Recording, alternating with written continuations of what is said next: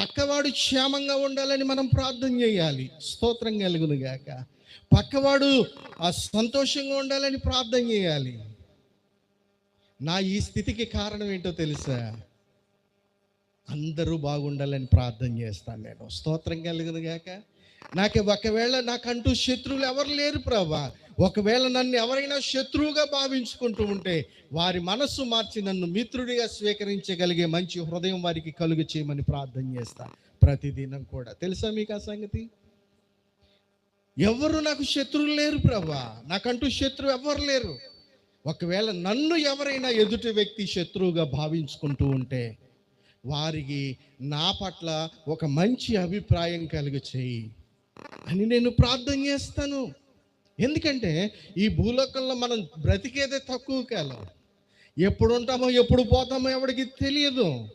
బ్రతికుండగానే నలుగురు